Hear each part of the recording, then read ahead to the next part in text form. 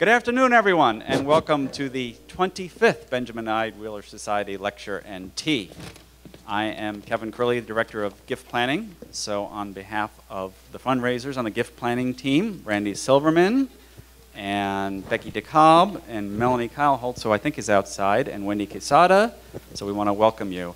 And if you were wondering what that little video you just saw right before we started was, that was a student, KJ, getting his announcement that he got accepted into Cal. He is now going to be a junior. He's finished his first 2 years.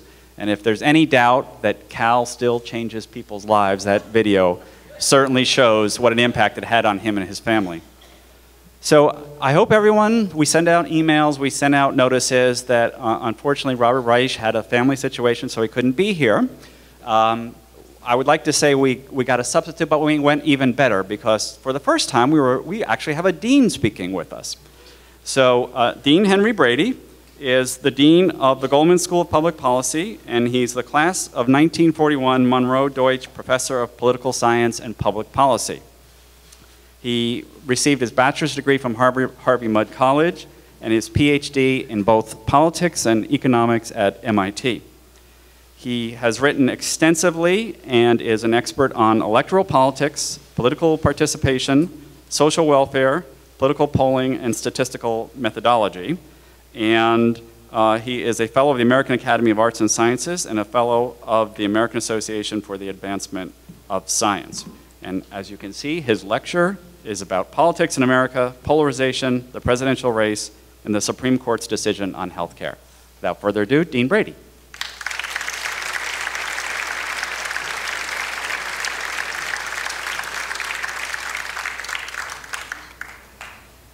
Thanks for that nice introduction. The sound is working, isn't that great? I actually often lecture to halls this big without any sound system because I try to start from the chest and work up, and that does pretty well. But I'm going to do this today because I think it helps. You were just told that you'd gone even higher. You have a dean here today. Well, there's an old story that's told about some university that asked for somebody to be sent there for some conference, and they sent a dean there. And then somebody from that university calls back and says, you sent a dean. We really expected somebody lower. And the response is, there is nobody lower than a dean. So I keep that in mind as a dean. It's really important. It provides for a bit of humility and certainly is more or less the appropriate stance to take with respect to most people you interact with. So there's nobody lower than a dean. And Bob Reich is fabulous, so I'm really sorry he couldn't be here today, but he has his father is quite ill in Florida, and so Bob has been taking care of that. And that's obviously of paramount importance. What I want to do today is talk a little bit about politics in America, and I'm going to run you through some pictures. I'm a very visual kind of person, and indeed my presidential address to the American Political Science Association was about how visual stuff can help you understand scientific questions. And so, for example, I love this picture. This is a gouache, 1967, by Alexander Calder, Sandy Calder, very famous sculptor. There's one of his stabiles over near in front of the Art Museum. He's my favorite, partly because he started out as an engineer. He came from a family of sculptors. In fact, his grandfather's sculpture of William Penn is on top of the City Hall in Philadelphia. But he decided to go a different way. He was going to become an engineer, but in the end, he became an artist. And of course, he did this extraordinary stuff with stabiles and the mobiles, and then of course stuff like this, which is incredibly colorful. Now you look at that and you, I hope, see a pretty picture. But I actually look at that and here's what I see. I see a group on the left and a group on the right, and I see political polarization with what we call a cut line or a divide or a cleavage between them. That's that big black line. And so those two groups, the blue and the reds, are not getting together. We have political polarization. And in fact, here's a picture developed, and you can find it on the web, by Keith Poole, who's famous for his work trying to scale votes in the Senate and in the House of Representatives. That is to find statistical ways to figure out the dimensions of politics, what people fight over, and to look at where various members of Congress are located in that space, and to see how that works out vote by vote. Well, this is an interesting vote. This is the Senate vote on the Affordable Care Act in December 24th, 2009. This was the vote that was taken when the Democrats still had 60 votes, because remember, it's the rump session. The election had already occurred. Scott Brown had been elected in Massachusetts, but had not yet taken his seat. And so, in fact, they got 60 votes. But you remember there were problems, and they had to actually do it again using a different procedure in March, and I'll talk about that in a minute. But what do you notice here? That this scaling procedure gives us a mass of Ds. By the way, Keith refuses to use what's now become sort of the standard coding system. The standard coding system is that Democrats are blue, if you go to the media, and Republicans are red. But Keith thinks that's wrong. He says, no, Democrats are red. Democrats are red. If you knew Keith's politics, you'd understand what he's saying here. It's a political statement on his part. So he refuses to use the standard coding. He wants his Democrats to be reds. But what you notice here most of all is that you got two clumps of Democrats. By the way, a DN is a Northern Democrat, a DS is a Southern Democrat. Not many of those anymore. And what you notice is you got two clumps separated by a big black line. And that's the division within the Senate of the United States in 2009 over the Affordable Care Act. You notice there's nobody near what we call the cut line or the line of cleavage. They're just really separate worlds. So at the elite level, the Senate and the House, if you did it for the House, are highly divided.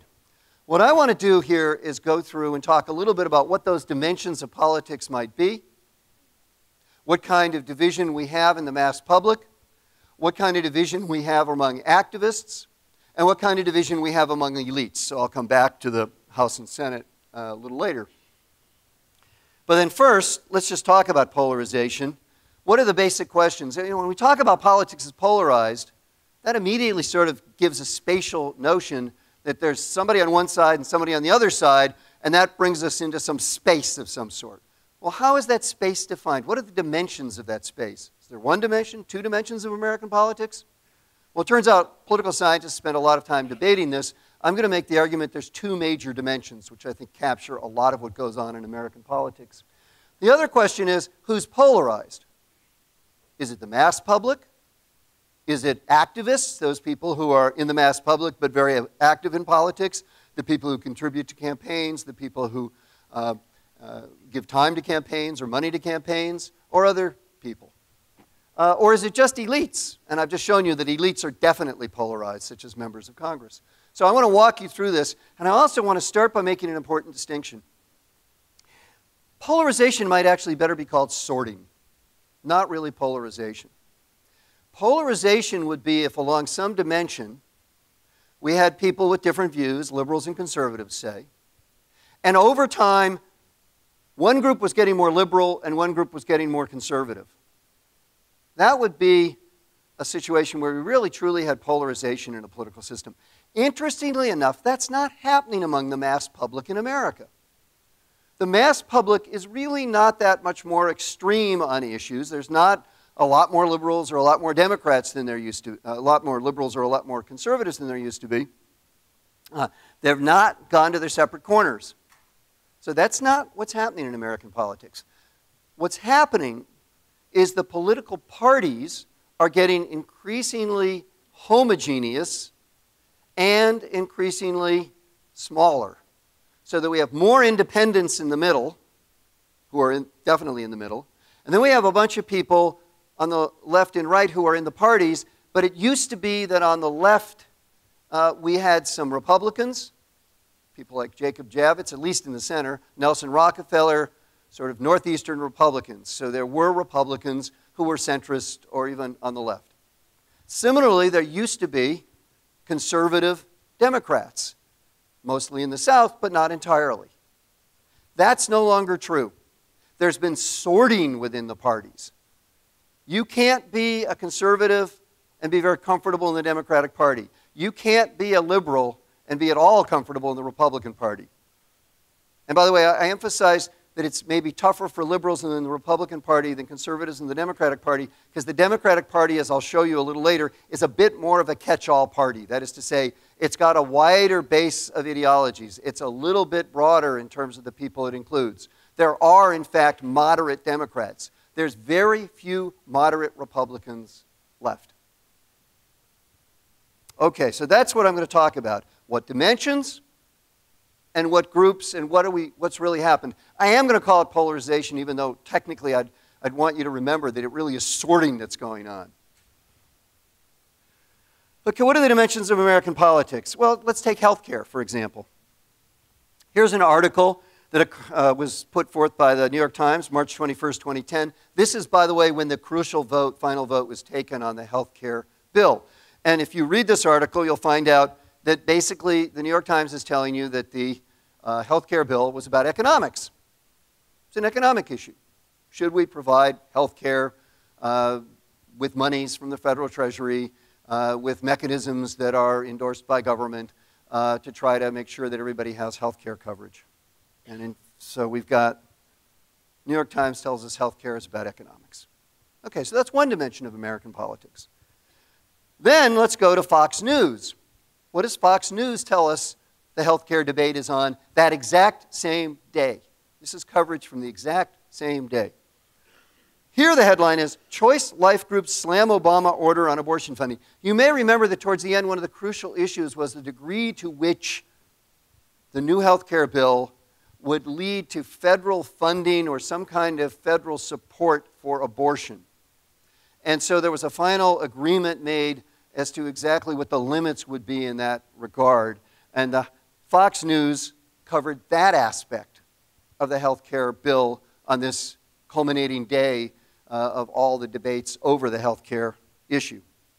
So they tell you that this is about pro-life, pro-choice, abortion. It's about a social issue. Social issues include gays in the military, prayer in the schools, things like that. So there are two basic issues, I would argue, in American politics. Now, it's true that once in a while foreign policy comes along and becomes important in a race. No question about it. It's also true that historically race has been very important. Race is increasingly now an issue that's very highly correlated with the economic issue. So it used to be 50, 60, 70 years ago, race was the distinctive issue and not the social issues, by the way. Although this changes in the history of American politics. There was a period when temperance, for example, was an important dimension of American politics. So there was an economic dimension, and there was a temperance dimension. Temperance was a social issue. It was about all these folks, like the folks in my family who came over, the Irish who came over, who were Catholic, who, in the eyes of the Protestants who were there, were unruly, drank too much, did things like that, went to saloons, and therefore we needed a temperance movement to try to stop that kind of activity and close the saloons and bring moral sobriety to America. So that's the second issue, which comes up and down in American politics. Two major issues. Economic issues, you could call this the New Deal issue. The New Deal was mostly about economic issues. And then the moral, social, cultural issues, which, as I'll show you, have become very important in the last 40 years, were not particularly important in the let's say, the 1970s. Started out not important, no distinction between the two parties on those issues. And by today, that's a big area of difference between the two parties. Okay, there's my picture again. I flipped it in a different way this time because from now on, my color coding is going to be, I'm going to go to the one that the media use, where Democrats will be blue and Republicans will be red. No, I'm not making a political comment there. I'm just using the media's color coding scheme. So this is a very busy picture, and I admit that to be so, but I'm going to walk you through it because I think once you see what's going on, you get a much better feeling for what American politics is about. This is not the two issue dimensions I just discussed, but it's sort of two ways of representing sociological characteristics that are correlated with those issue dimensions. So the sociological characteristics are somebody's income, the household income. That's correlated with the economic issue. Not surprisingly, richer people have different opinions, by and large, on economic issues than people not so well off. The social issues, social moral issues, are correlated very highly in America with religious attendance, how much you go to church. So the vertical axis is how much you go to church in a given year. So let's just walk through that. First, horizontal dimension is household income in thousands of dollars. The vertical dimension is religious attendance in times per year. And then what we do in a survey of the American public, and these are data from 2000, but the current picture would look very similar. I take those data, I look at various groups, and I ask, on average, where does a member in those groups stand in this issue space? Sort of, where is that group located? So we find, for example, groups on the left here, and by the way, the convention is the left of the picture is politically left, and the right of the picture is politically right. The top of the picture gets more and more conservative on the social issue, and the bottom of the picture is less and less conservative, more liberal on the social issues. So, for example, there's where the average American stands, that big, I like this, by the way, this is fun. I may do this for a while. Okay, enough. So there you go. So there's where the average American is, sort of right in the middle of the picture. There's Democratic groups. Now, one thing you notice immediately is the Democratic Party has a variety of different groups with different positions. So on the upper left-hand corner, notice you have African Americans. That's the big triangle in the upper left-hand corner.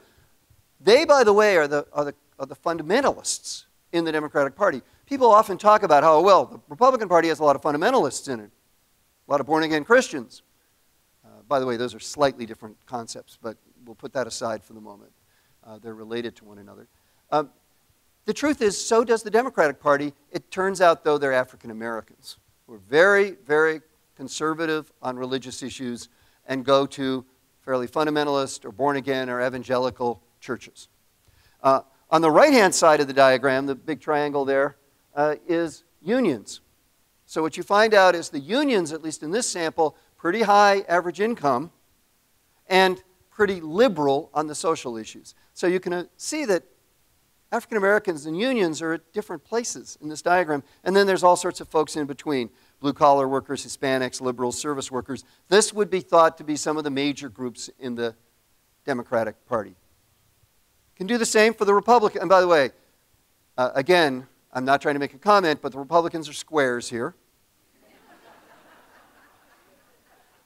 Okay, maybe I am trying to make a comment. The Republicans are the squares. And what's really fascinating about this picture is to note that the party is pretty much all in one place except for one really important group. And that's the F in the upper left-hand corner, fundamentalist Christians. And what you notice is on average they have very low income.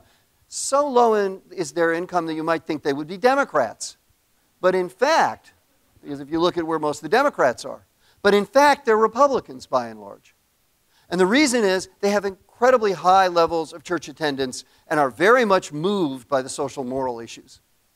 So you can see these parties are to some extent both catch-all parties. They've got different groups which are in the party for different historical reasons, for different issue concerns, and so forth. Unions, for example, are sort of inexplicable unless you realize there's a big divide between union members and management. So in fact, there's unions on the right-hand corner, but managers, you may notice, oops, going the wrong way. Managers are actually not that far from union members in terms of their church attendance and in terms of their income, but there's a big divide between workers and management, and that puts unions, by and large, not completely, but by and large in the Democratic camp, and managers, by and large, in the Republican camp. And by the way, this also tells you something about situations where you would expect groups could be hived off in a presidential election, so that you could find that the fundamentalists in the upper left-hand corner there in an election might go for a Southern governor, Democratic governor, who was born again. And that's what happened in 1976 with Jimmy Carter. And union members might go for a Republican who was, met some of their concerns about the war in Vietnam, and that's what happened with Richard Nixon in 1972. So you can see that some of these groups at the periphery are groups that could maybe be broken off and become part of the other group's coalition. So there's a lot going on in this diagram. And there's the cut line, the line of cleavage between the two. And what's interesting here is to note that it's not a flat line. In other words, if it were flat, it would mean the distinction was just between people who were conservative on social issues versus liberal on social issues. If it were vertical, it would mean the division is just between those who are conservative on economic issues and those who are liberal on economic issues. So it being slanted means that both dimensions are important in distinguishing between the two parties and in understanding where people end up with respect to the two parties. Okay, let me just go back to the Blacks Union members. I just want to remind you they're far apart. It tells you something about the Democratic Party, a cleavage within the party, a problem they constantly have in trying to keep both groups within the party. Similarly, fundamentalists and managers. There's Steve Forbes, for example, who started out in his first campaign for the presidency as basically a manager kind of guy, Wall Street kind of guy. There was nothing he didn't think the flat tax would solve. The joke on the campaign trail was, world peace, flat tax, and so on and so on. So he didn't talk at all about social issues. You may remember the second time he ran for the presidency, suddenly he was a born-again Christian and he was talking about social moral issues. The truth is, Wall Street people mostly don't care about those social issues. They care about the economic issues. They don't care about the social issues. Main Street Americans in the Republican Party care about the social issues and don't care so much about the economic issues. They're not completely uncaring, but they don't care as much. Okay, so those are the two dimensions, just to remind you, those are what they are, economic issues and social moral. And so whenever you confront a political situation in America, it's worth asking, what's this about? Is this an economic issue? Is this a social moral issue? And now here's another. I love busy pictures. I apologize for that. But this is one over time. What I'm trying to understand, this is using American National Election Studies data, and I'm trying to understand what's happened to the two parties over time. This is just party identifiers, so it's not independents. So over this time, the group of independents in the electorate was growing. And so that's one of the reasons, remember, we get this sorting. But in addition, it looks like we get sorting going on so that the two parties are getting further and further apart. So we start at 1972. We go to 2004 in this diagram. It continues, by the way, if you extend that on out. And what you get is, first of all, those two lines, the two solid ones, are just for people who identify with the party, not activists, not people doing anything particularly special in the party. They just identify with the party. And what you note is that the division between the two parties has increased from 72 to 2004 and until today. So basically those bars are bigger. The one on the left is smaller than the one on the right. Okay, but we've also got on this picture information about the subgroups within each party who do things like give money to politics or who work for political campaigns. These are activists. And as you might expect, they might be a little more extreme than the rank and file party identifiers. So let's look at them. Well, here's party activists, and I've averaged across the two kinds of activities. One line is for people giving money, the other line is for people giving time to political campaigns. And you notice that's increased, and furthermore, it started out a bigger amount of polarization than we got with the rank and file, and it's ended up with a lot more polarization than we had with the rank and file. So compare this picture I'm showing you now with, oops, there it is. That's the rank and file. That's the activists. I'll do it once more, just in case you missed this important moment. There we go. Anybody else want the replay? Raise your hands if you want to see the replay again. Okay. There we go. Now, social moral issues over the same time period. Interestingly enough, if you look closely at this picture, you'll find it looks like a ball of twine all intertwined in the early years. Turns out the two parties really didn't have a clear definition on social moral issues in 1972. If anything, the Democrats might have been slightly more conservative than the Republicans on some of these issues. So, in fact, it's only been in the last 20 or 30 years that the two parties have really sorted with respect to the social issue. This is the era that sort of started with Jerry Falwell and has gone through all the involvement of fundamentalist Christians in the Republican Party. Part of what happened is when the South started going Republican, there was a whole group of people who suddenly started to realize they had been Southern Democrats. They were Christian fundamentalists. They had not much in common with Midwestern Christian fundamentalists who were Republicans, but suddenly as they started going Republican because of the civil rights legislation and events in the South, they started realizing, oh my gosh, we've got something in common with all these Midwestern and other Republicans who are Christian fundamentalists, and then you get the coalescence of a very strong religious fundamentalist group within the Republican Party. And there were also efforts on the part of the leaders of the Republican Party to woo these groups, recognizing they could be important in the electoral prospects of the Republican Party. So what happens is you go from essentially no difference to a pretty big difference among the rank and file, not as big as what we saw for economics, but pretty good. And then a very big difference among activists, a very big difference among activists. It's the activists who, in fact, really care about these issues. By the way, I probably should have said that the vertical axis is liberal versus conservative positions, but it does say that. So what you're seeing over time, I gave this talk recently at the University of Florida, and I said, well, what you see over time is this happening, okay? And anybody know what, the crowd went wild. And I'm thinking, oh my gosh, I'm really hitting with these people. And I'm going like this, and they say, oh, that's just great. Well, it turns out that's the gator, right?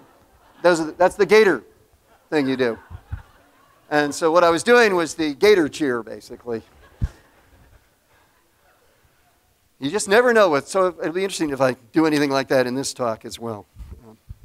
Okay, so we're becoming more like alligators, I guess is the right way to say it. American politics has become much more crocodilian. Okay. Let me just, I'm going to do one more picture where I'm going to talk about some data from 2008.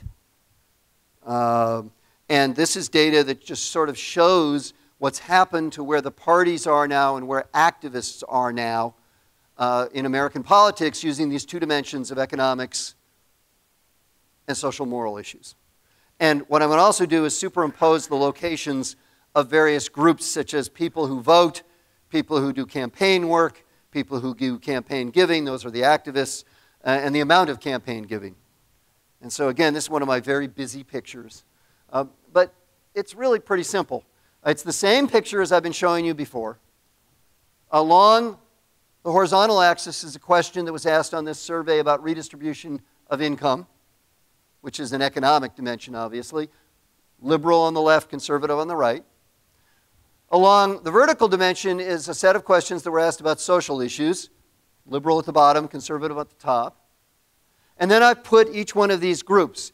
So now we've got groups in terms of how active are they in politics. And the important thing to see is that citizens are the squares up there, and it's also the voters. The voters and citizens are very close to one another because a fair number of folks vote. So there's not much difference between them. So that's where citizens are. Then you can see where Democrats are and Republicans are. And what you'll notice is that Republicans are up to the right, conservative on social issues, conservative on economic issues. Democrats are down to the left, conservative, liberal on economic issues, and liberal on social issues. And you can see some other groups that might be of interest as well. One of the interesting things is to see where contributors to politics are, because that's going to segue me into the discussion of the political campaign and the importance of money, or the increasing importance of money. What you find is contributors, people who give money, tend to be quite conservative, as you might expect, Steve Forbes-like, on the economic issue, but fairly liberal on the social issues. And one of the things that's a takeaway here is as American politics gets more and more money in it, what you'll find is less and less concern with social issues and more concern probably with the economic issues, and conservative positions on economic issues, and probably liberal positions on the social issues. Because these folks with lots of money, the David Kochs of this world, the Steve Forbes of this world, really don't care much about the social issues. They fundamentally care about the economic issues, no new taxes, and so forth. So that really has an impact on American politics. The other thing you might notice is it turns out that Republicans are further to the right, further away from citizens than Democrats are away from citizens. That's the statement I made earlier. Republicans are further to the right than Democrats are to the left. So, conclusions about the mass public and activists. The mass public is polarized along two dimensions now, economics and social issues. Polarization between the parties has increased substantially and dramatically since 1972, and specifically with respect to the social issues. It's still true, by the way, that if you look at what sort of propels voting behavior, it's economics, which does a lot of the work, but social issues does a fair amount of the work. So economics is still dominant, but social issues are increasingly important in affecting how people vote. And then finally, polarization is greater among activists than among the mass public.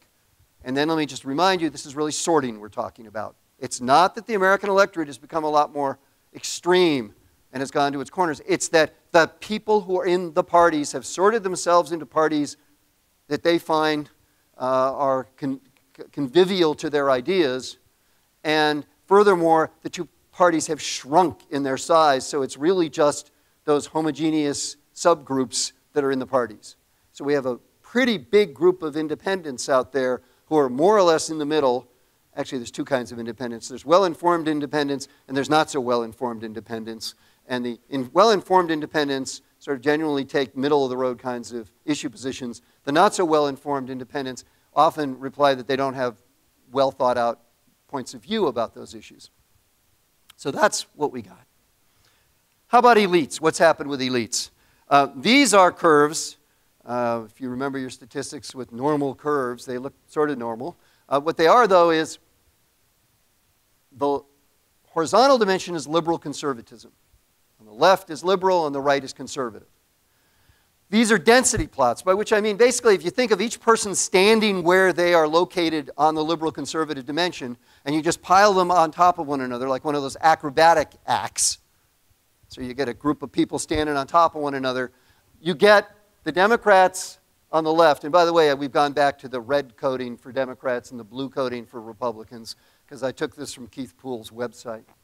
And what you find is there's two sets of curves in each case. One is for the Senate, one is for the House of Representatives.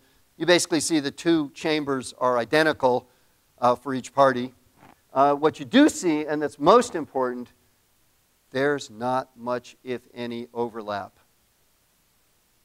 Basically, the most liberal Republican is more conservative than the most conservative Democrat.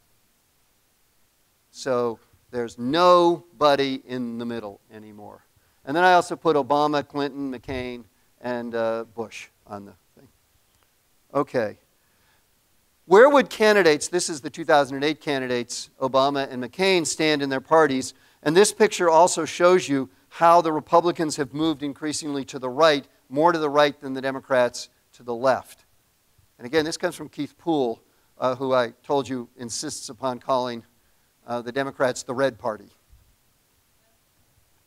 So what you see is the Republican blue in this case moving to the right over time. So we're starting in 67, 68. We go 20 years to 87, 88. Then we go 20 more years to 2007, 2008. And you see that basically those trains or those acrobatic groups are pulling apart. And also McCain has gone from being somebody who in 67, 68 would have been center-right in his party to being center-left in his party. Obama has remained pretty much center-left in his party. Would have been in 67, 68, and is today. Okay, this just tries to emphasize that. There's Clinton, Obama and Clinton and so forth. Okay, so what we can do with these kinds of pictures is, what Keith Poole has done brilliantly, I think, is look at this over time by using votes in the House of Representatives and the Senate over time. And then he plots the degree to which, on average, the blocks of voters are far apart are close to one another. So he essentially takes the distance between them. And then he averages that over all the votes. And what you find is the distance between the two parties over time has increased dramatically, starting around 1975. So this is the two chambers. One chamber, let's see, I don't remember which is which. The House is the darker, and the Senate is the lighter. And what you see is it's going along, getting slightly more polarized, and then in 75 it just takes off. Polarization increases among the elites. Now, at the same time, what happened in the Senate? Well, it used to be that filibusters were an unusual thing in the Senate. And of course, you know the famous movies in which filibusters involve a member of the Senate standing all night in the pit, talking, reading the Bible, doing something to use up time, but paying a price for that filibuster. Well, it turns out today you don't have to pay a price for a filibuster. All you have to do is say, hell no, we won't agree to have cloture, that is to say, get rid of the filibuster and go forward with a vote without a filibuster. And so you can just go home. And that's what both parties now do. They just go home. They say, we're not going to be there. Therefore, you can't get the votes you need to have a cloture vote. And therefore, the filibuster will remain, even though it really is nothing that's going on. In fact, that's really the definition of it. Nothing's going on. And we have had a spectacular increase in the number of cases where somebody has put forth a cloture motion, where there's been a cloture vote, and finally where cloture has been invoked.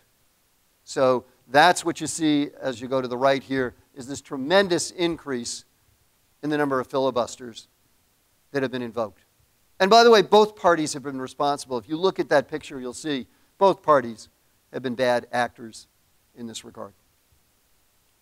Okay, conclusions on elite polarization.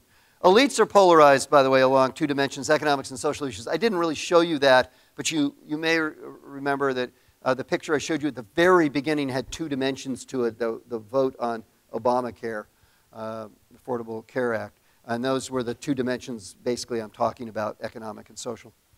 Polarization between the two elites in the two parties has increased dramatically since the 60s.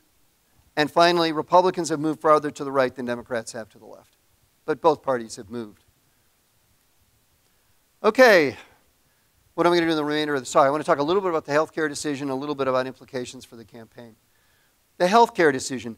I was very much heartened by that decision, not necessarily because of its content, but because of the process and the way that Judge Roberts took command and decided that basically the court should play a minimalist role and that the court should not decide the constitutionality of the Affordable Care Act and essentially take away from the political process the chance to make that decision. What he basically did, I think, is said, let's put this into the political arena. Let's see what happens in the election. Mitt Romney has already said that if elected president, he's going to try to stop it. Therefore, let the electorate decide this issue. I think that was a good, modest role for the court. Now, there's some other less modest things that were done in the decision, but basically, I think it was a victory for trying to limit polarization, which I think events such as Bush v. Gore helped fuel. Citizens United, I think, has helped to fuel, and that'll get me to my other topic in a minute, which is money in politics. And I think that was very good at maybe stopping at least some of the polarization that's going on. But the truth is, the polarization is deeply embedded in American politics right now. By the way, we as political scientists aren't sure why it's there. We got two explanations, which may be even related to one another. One is, historically, it looks like polarization in the Congress, which, by the way, was very high in the 19th century. So it's not like we've always had eras of good feelings. Turns out the late 19th century was an era of great polarization in American politics. It usually is highly associated with increasing income inequality. Well, we got that. And the second thing is increasing number of immigrants. Yep, we got that. Those two things seem to be highly related to increasing polarization in American politics. Now, whether that's just a correlation or causation, we're not sure. And it may be impossible to tell because of the complexity of what's going on here. But it is interesting to know that fact, and you can imagine pretty easily stories about how immigration might lead to increased polarization and how inequality could lead to increased polarization. It's also interesting to think, though, that immigration might lead to increased polarization, at least partly on social issues, maybe also economic issues, but partly on social issues. Remember my story about temperance. It's interesting to think that also that inequality clearly is an economic dimension.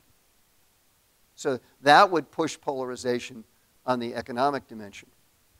And in fact, let me just show you what's happening in American politics with respect to the economic dimension.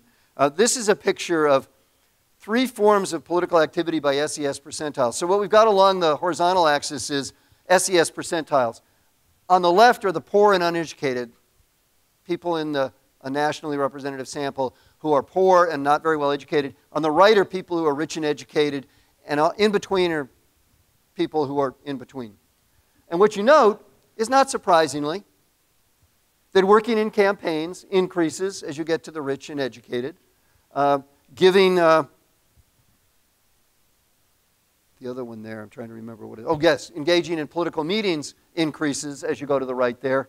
But the one that really skyrockets up, big surprise, takes a political scientist, a social scientist to come up with this finding. Guess what? The rich give a lot of money to politics. Now, actually, this isn't even amount, though, to be really clear about it. This is actually just whether or not they gave to politics. So what this says is it's not only that the rich give a lot, because they do, and that would even exacerbate the degree to which this goes up exponentially. This is just what fraction of each group gives money to politics. Turns out once you get to the 99th percentile there, you've got a situation where almost 30% of those folks, the 1%, give to politics. And we know they give big money to politics. And we also know from the earlier pictures that they have certain kinds of issue concerns. So, to the degree that politics increasingly involves money, we can imagine that certain kinds of issues will take precedence over other kinds of issues. Now, what does this mean for the two parties? Well, let me show you this picture. This shows you the percentage of party identifiers in 5 different SES quintiles. So this is the same horizontal axis, more or less, that I showed you before, with people on the left who are poor and uneducated in the first quintile, the lowest quintile of education and income, and people on the right in the 5th quintile in the highest level of education and income. And what you find is, not surprisingly, the Democrats are more highly represented on the left, on the quintiles that are the poor and uneducated, and Republicans are more highly represented among the quintiles who are rich and highly educated. But the other thing to note there is that the Republican line is steeper than the Democratic line. That means that the Democrats have a fair number of rich and pretty well-off people. The Republicans have a lot fewer poor and uneducated people than the Democrats have rich and well-educated people. The Republicans are much more concentrated in those upper quintiles. The Republicans are a much more homogeneous party. They are especially homogeneous with respect to income. And by the way, one of the reasons they even have some people at the lower levels there is they have those Christian fundamentalists, white Christian fundamentalists, who actually care about social issues and not economic issues. But because they care about social issues and not economic issues, that gives the rest of the party a chance in the domain of economics to do what they want to do, and that's pretty much very conservative tax policy, very conservative economic policy. So the Republicans are a purer party in terms of their socioeconomic makeup. That makes it easier for Republicans to be against taxes. It makes it, because Democrats are not so homogeneous, it makes it harder for them to go against Republicans on those issues. They've got to worry about some of their constituency that's not going to be thrilled with big new tax increases either. So the Democrats have a very fundamental problem in trying to combat the Republicans. The Republicans can be pure, they can be more maniacal about the one issue they really care about, which is no new taxes. And as we know, they do things such as sign oaths which say we will promise not to raise taxes. A really pretty unprecedented thing. Okay, that's actually my last slide. So let me talk about what this all means for American politics in this cycle. Well, with Citizens United and the subsequent decisions, which have really made it possible for tremendous amounts of money to flow into politics through, in some cases, what are called social welfare groups. These groups are going to spend, as we already know, tremendous amounts of money. Not here in California, unfortunately, by the way. That gets to another topic, which is the Electoral College and the fact that we're essentially not part of the race because everybody knows California is going to go for Obama, and if California doesn't go for Obama, certainly Romney is going to win. So Romney has no reason to come to California, and Obama has no reason to come here except to raise money. By the way, he's coming here July 23rd. He's going to have 3 meetings. They're all private. One of them is going to be in the Fox Theater, so you can get in if you want to pay $100 to get in one of the seats up in the balcony, $1,000 for the better seats. But they're all about raising money. He's not going to have any public outings as far as we know when he comes. He's just here to raise money. We're just the ATM for both parties. Nobody cares about our issues here in California, and that's distressing, but that's just the way the battleground states electoral college system works in America. So they're going to raise tons of money. You're going to see very, very tough ads, mostly negative. Again, you're not going to see them. If you're in a battleground state, you'll see these ads. And you'll find out how miserable the other candidate is. And this, I think, will unfortunately just increase polarization, make us a more unhappy electorate, and also maybe make it harder for anybody to solve problems in America. And so I don't want to leave you with too distressing a prospect, because what's amazing is how we keep going to the brink, and yet we do make decisions, as with the debt ceiling debates last summer, as with, I think, what we'll find happens with the tax cliff that we're about to hit in January, with the expiration of basically that the Bush tax cuts will expire, and then at the same time there'll be sequestration and all sorts of crazy things happening unless somebody decides a better way than the compromise that was reached last summer. So here we are, polarized. I don't think the end is near. American politics has survived very difficult periods like the late 19th century. I think it's worrisome because there's a lot of hard problems on the horizon. It would be nice to think we were a little more nimble at solving problems. But I'll actually leave you with one happy note, which is if you think it's bad in the United States, look at California. Oh, we're in California. Darn. California has tremendous polarization too, and that's a whole other story. So with that happy thought, I'll stop and I'll entertain your questions. Thank you.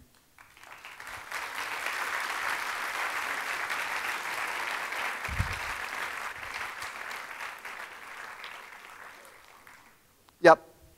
Do we have microphones? Take a couple.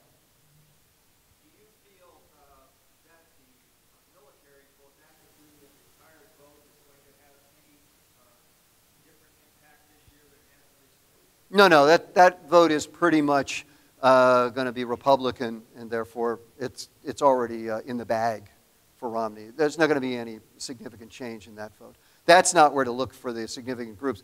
It's Hispanic voters, it's Asian voters that are important. It's those voters in Ohio and some of the battleground states who have heretofore been very upset with economic conditions in those states, but interestingly, economic conditions are starting to get better in some of those states, which is very good for Obama. Should I just take somebody? Yeah. The temperance movement was the thing that led to the Volstead Act and the outlawing of liquor in America. And it was all through the 19th century. The Women's Christians Temperance Union. So we should be more temperate. We shouldn't drink. Folks like me, the Irish folks like me, should stop all their drinking and being at the saloon like I am every day. Okay, so that's what, is that help the temperance movement? Yeah, way in the back. Speak a little louder. I'm not.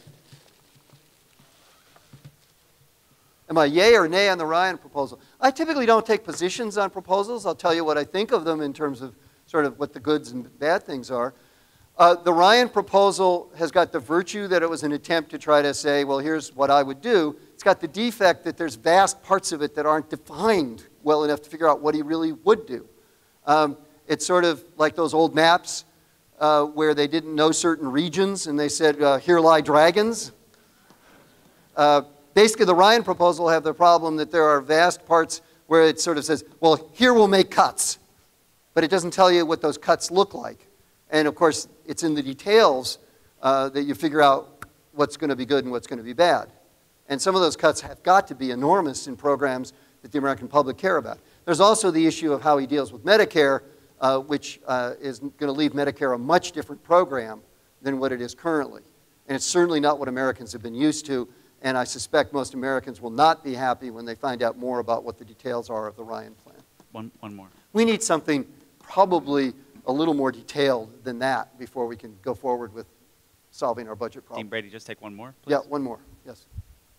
Yes, you.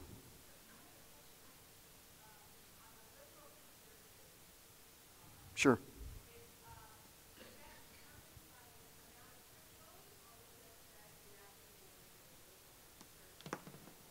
Well, when we had liberal conservative, we asked them whether they were liberal or conservative. Yeah. That was earlier. So there were one set of, I'm sorry, there were one set of pictures that were, the vertical axis was how much you go to church. And then there was another entirely different set of pictures where we asked them how liberal or conservative are you on what we call a LibCon question. Do you generally consider yourself a liberal or a conservative? Then we follow up with very conservative or very liberal, depending upon what you said in the first part of the question.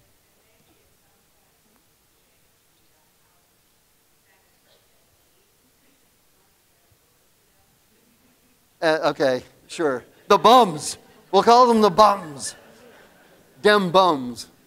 Okay, is that it? Should we stop? Yep. Okay, thank you.